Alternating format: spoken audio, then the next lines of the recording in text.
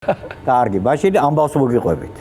მოკლედ სანავია დაფრინავდა ადრე რა, აი მიუდგომელ ადგილებში უცებ რაღაცა ეს აქედან ექიმები უცებ თვითფრინავ იმაში ვერტფრენში და გადაფრინდებოდნენ სადაც უჭირდათ ხოლმე და ზუგდიდში ერთმა ბავშვმა გადაივლო ცხელი წყალი და დაიფუფქა რა და აქედან სანავიათი ექიმები გადაფრინდნენ და დასაჯდომი ადგილი არ არის იქ არსად და დაждდნენ სტადიონზე ზუგდიდის და იმ დღეს არის თამაში.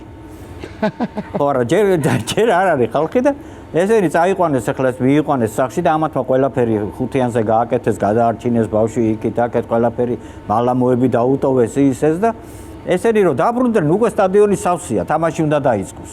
და ელოდებიან ახლა როდის გაფრინდება ეს ვერტფრენი რომ თამაში დაიწყოს და მივიდნენ ახლა და ადიან ფიფასი ვერტალოჩი თუ რა ქვია ვერტფრენში და ამ მშობელმა, ბავშვი მშობელმა ამოიღო და ფულს აძლევს, ექიმს.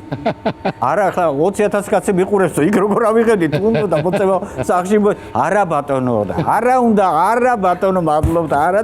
ამ იმაში ეს დაკოკილით გავს და ესენი ელოდებიან, გამოვიდა უკვე გუნდები და უცებ ამ 20,000 კაცმა რომ დაიძახაო, აიღე რა ეგ. ავარი სტადიონზე ფულს რო აიღე. არა ბატონო.